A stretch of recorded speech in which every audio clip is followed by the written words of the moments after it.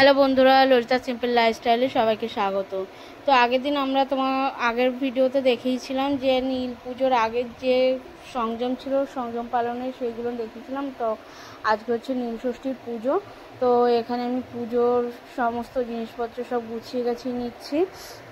তারপরে তোমাদের আস্তে আস্তে দেখাবো যে আমি পুজোটা কী করছি। এখানে দেখো আমি পাঁচ ফলগুলো থালায় সাজিয়ে নিচ্ছি, আগের থেকে সব কিছু রেডি করে নিচ্ছি যাতে তাড়াতাড়ি হয়ে যায়, কারণ সারাদিন উপোস হয়েছি।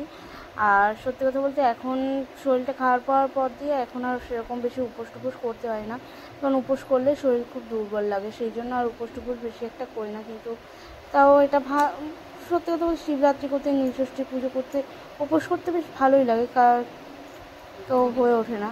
তো চলো এখানে পুজোর জিনিসপত্র সব গুছিয়ে টুছিয়ে নিচ্ছি। এখানে দেখো আমি একটু চন্দন বেটেছিলাম, সেটা শুকিয়ে গেছিলো, সেটাকে আবার জল দিয়ে একটু হালকা করে পাতলা করে নিচ্ছি যাতে অসুবিধা না হয়। তো সেই জন্য আর এদিক দিয়ে পাশ থেকে তোমাদের দাদা ভিডিও করে দিচ্ছিলো। তোমরা সবাই যেন, আমার ক্যামেরাম্যান হচ্ছে তোমার দাদাই, ঠিক আছে। তো এখানে দেখো ফল টল কেটে আমি সব রেডি করে নিয়েছি। আর এখানে আমি টুলটা বসিয়েছি, টুল বসিয়ে আসন পাতিয়ে দিয়েছি। এখানে হচ্ছে শিব ঠাকুরটা পাতবো, আর উপরের যে সিংহাসন রয়েছে ওখানে তো রয়েছে ঠাকুর মা রয়েছে, তো ওখানে মাকে খেতে দিয়ে দেবো। আর এখানে নিচে আজকে ঠাকুরকে খেতে দেবো, কারণ তোমরা সবাই দেখেছো আমাদের সিংহাসনটা খুবই ছোট, কারণ ওখানে সব কিছু ভালোভাবে হয়ে ওঠে না, সেই জন্য টুলের উপরে নিচে টুলটা পেতিয়ে আর এখানেই আছে সুন্দরভাবে দেবো।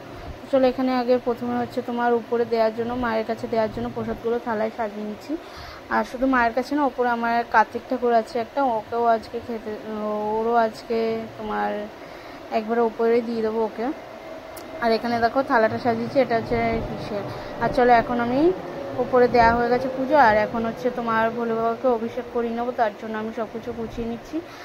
আর এখানে হচ্ছে তো এখন আমি যে পাত্রটায় ভোলে বাবা অভিষেক করাবো, তো সেই পাত্রটা আগে নিয়েছি, তার মধ্যে একটু চন্দন দিয়ে ওং লিখে নিয়েছি। আর এখানে একটা বড়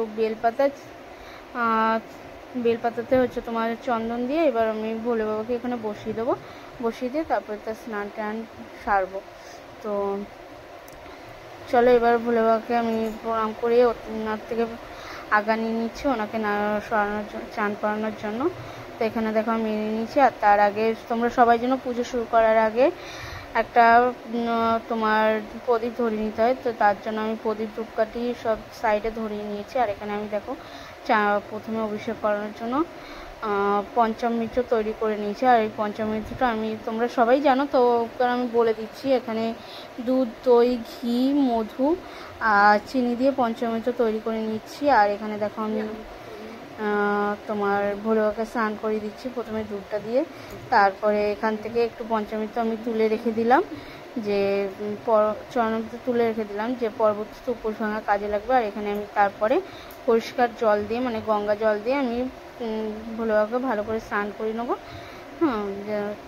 আর পঞ্চামৃত দিয়ে চান করানোর পরে সবসময় গঙ্গা জল দিয়ে স্নান করে নেওয়াটা উচিত, তাতে ভোলে বাবা, মানে সবাই যেন ভোলে বাবা খুব রাগী, তো ঠান্ডা পরিষ্কার জলে চান করালে তোমার ভালো হয়। তো এখানে দেখো চান টান করানো হয়ে গেছে, আমার ফুল টুল সবই দেওয়া হয়ে গেছে। আর দেখো পাঁচ ফল যেটা সাজিয়েছিলাম সেটাও দেওয়া হয়ে গেছে, প্রসাদও দেওয়া হয়ে গেছে। তো তারপরে দেখো এখানে আরতি সব হয়ে গেছে। আর এখন আমি খেতে দিয়ে একটু হালকা করে বাড়ি চলে যাবো। আর এরপরে দেখো সিংহাসনটা তোমাদের আরেকবার দেখিয়ে দিলাম।